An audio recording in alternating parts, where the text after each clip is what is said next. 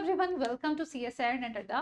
तो आज स्टूडेंट्स हम लोग बात करने वाले हैं last minute tips for the Bagh students, यानी कि जो भी स्टूडेंट्स बायो साइंसेज के लिए अपीयर होने वाले हैं तो उनके लिए कुछ आखिरी टिप्स राइट रखना है।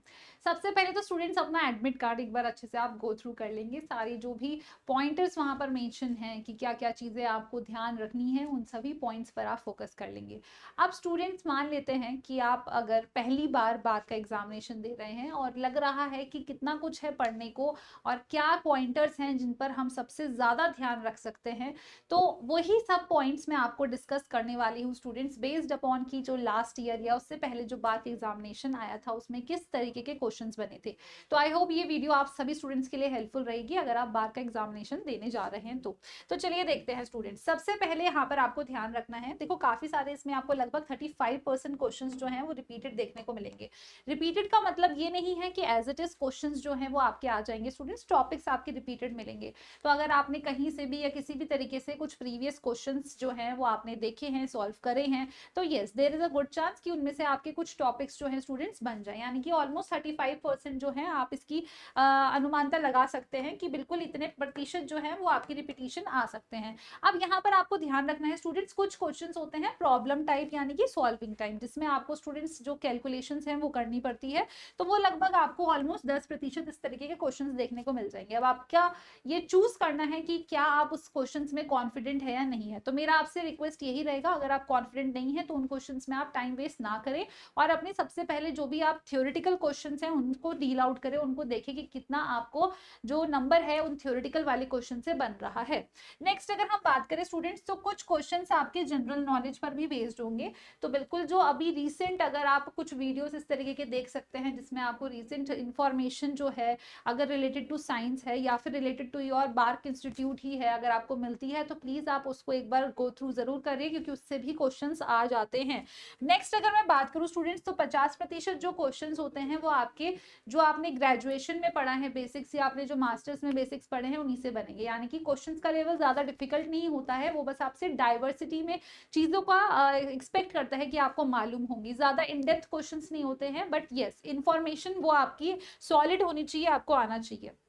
अब देख लेते हैं स्टूडेंट्स की किन किन टॉपिक से पिछले साल लगभग आपको क्वेश्चंस देखने को मिले थे, तो इससे आपको एक अच्छी आइडिया मिल जाएगी कि इन इन टॉपिक्स को मुझे अच्छे से रिवाइज करना है। जैसे अगर मैं सेल बायोलॉजी की बात करूं स्टूडेंट्स, तो इसमें आपको जो सेल साइकिल वाला टॉपिक है ये अच्छे से एक बार रिवाइज कर लेना है, अगर आपके पास वक्त है तो बिल्कुल रिवाइज कर लीजिए। और इसमें आपको सबसे ज्यादा ध्यान देना है जो भी स्टेजेस है, इन स्टेजेस में क्रोमोसोम का कैसा स्ट्रक्चर है, क्या कंडीशन हो रही है। फॉर एन एग्जाम्पल वो आपको स्टूडेंट एक क्वेश्चन दे सकता है कि क्रोमैटिड्स कैलकुलेट करिए, अगर आप मेटाफेज 1 और मेटाफेज 2 देख रहे हैं तो स्टूडेंट्स आपको इसमें पता होना चाहिए कि मेटाफेज 1 में क्या कंडीशन होती है, क्रोमोसोम की अलाइनमेंट किस तरीके से होती है, क्या होमोलॉगस होते हैं या नॉर्मल होते हैं, तो वो सब चीजें आपको पता होनी चाहिए। तो आपको एनाफेज मेटाफेज इन स्टेजेस पे स्पेसिफिकली फोकस करना है कि हमारे पास क्रोमोसोम्स किस तरीके से या कितने क्रोमोसोम्स अलाइंड होते हैं। नेक्स्ट स्टूडेंट्स आपको जो बेसिक्स होते हैं, यानी कि क्रोमोसोम में क्या डिफरेंस है, क्रोमैटिड क्या होता है, क्योंकि कैलकुलेशन पूछ लेता है तुमसे, साथ में स्टूडेंट्स जीन एलील क्या होता है, सूडो एलील्स क्या होते हैं, ये सब भी तुम्हें पता होना चाहिए। यानी कि मैं बोल रही हूँ ना, बेसिक्स पर ध्यान दो, इस पे से ही तुम्हारा पेपर राउंड अबाउट बनेगा।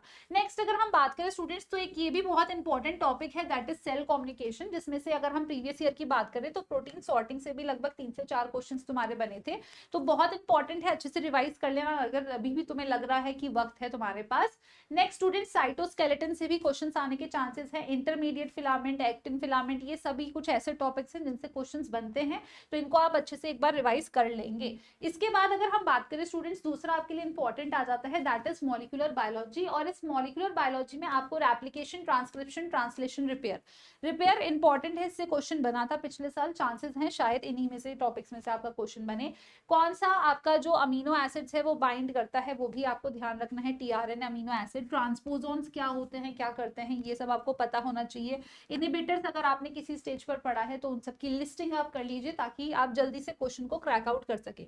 बायोकेमिस्ट्री स्टूडेंट्स, ये अगर हम बात करें तो थोड़ा सा डेप्थ वाला सब्जेक्ट होता है, इससे आपके क्वेश्चंस काफी अलग लेवल से भी पूछे जा सकते हैं, यानी कि अगर बहुत डेप्थ में गए तो लेवल हाई हो सकता है, सुपरफिशियल हुआ तो आसान क्वेश्चंस भी बन सकते हैं। तो लगभग 5 क्वेश्चंस आने की प्रोबेबिलिटी बायोकेमिस्ट्री से भी रहेगी, वो डिपेंड करता है कि अगर आपको अच्छे से कॉन्फिडेंस है तो यस आप उसको रिवाइज करिए, अगर नहीं है तो आप फॉर नाउ बायोकेमिस्ट्री यूनिट्स में से सुपरफिशियल चीजें जो हैं, जो आपको जितना पढ़ा है आपने प्रोटीन के बारे में, अमीनो एसिड्स के बारे में, कार्बोहाइड्रेट, लिपिड्स के बारे में, तो आप उतनी इंफॉर्मेशन के साथ पेपर देने जा सकते हैं। यूनिट 12 एंड 13 यानी कि जो आपकी आखिरी की यूनिट्स रहती हैं, ये भी बहुत इंपॉर्टेंट यूनिट्स हैं। अब इसमें अगर हम बात करें स्टूडेंट्स, तो एग्रोबैक्टीरियम, ये टॉपिक मैंने अपने क्रैश कोर्स में भी कवर कराया था। एग्रोबैक्टीरियम से जैसे डायरेक्टली भी पिछले साल एक क्वेश्चन बना था कि इनमें से कौन सा जो जीन होता है वो मदद कराता है ट्रांसफर करने में। तो एग्रोबैक्टीरियम रिलेटेड आपके पास इंफॉर्मेशन होनी चाहिए। विड जीन्स क्या होते हैं, क्या करते हैं, क्या क्या टाइप्स होता है।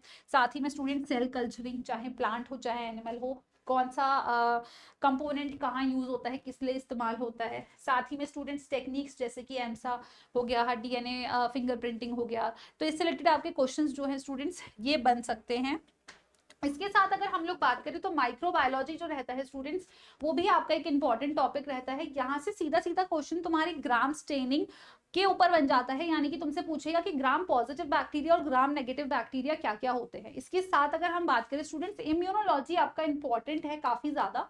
तो अगर आपने अपनी ग्रेजुएशन में पढ़ा है तो एक बार उन नोट्स को जरूर गो थ्रू करिएगा, क्योंकि 5 से 10 क्वेश्चन आने की इसकी प्रोबेबिलिटी रहती है। क्या क्या एंटीबॉडीज होती हैं, इसके टाइप्स होते हैं, ये सभी आपसे पूछ लिया जाता है, या फिर अबंडेंस के बेसिस पे भी आपसे क्वेश्चंस पूछ लिए जाते हैं। इवोल्यूशन से स्टूडेंट्स अगर हम बात करें तो जो मैंने आपको बोला था कि लगभग 10% आपके कैलकुलेटिव क्वेश्चंस बनते हैं, तो उनमें से एक क्वेश्चन आपका इवोल्यूशन से भी था, यानी कि हार्डी-विनबर्ग प्रिंसिपल से क्वेश्चन बना था। तो ये प्रिंसिपल हम किस तरीके से अप्लाई करते हैं, क्या फॉर्मूला होता है P + Q² + 2PQ = 1, ये वाला फॉर्मूला कब इस्तेमाल होता है, P + Q = 1 ये फॉर्मूला कब इस्तेमाल होता है।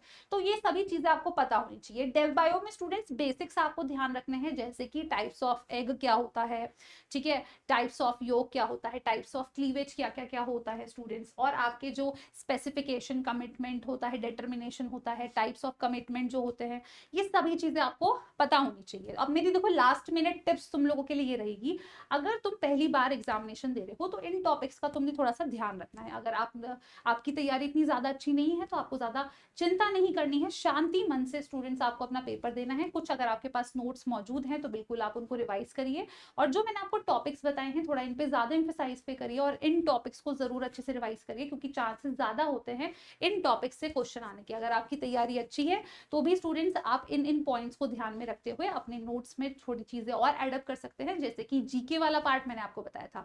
तो आई होप स्टूडेंट्स ये इन्फॉर्मेशन आप सभी स्टूडेंट्स के लिए काफी ज्यादा यूजफुल रही होगी। अगर यूजफुल है तो जरूर चैनल को सब्सक्राइब करेंगे और सेशन को लाइक करेंगे। Thank you so much.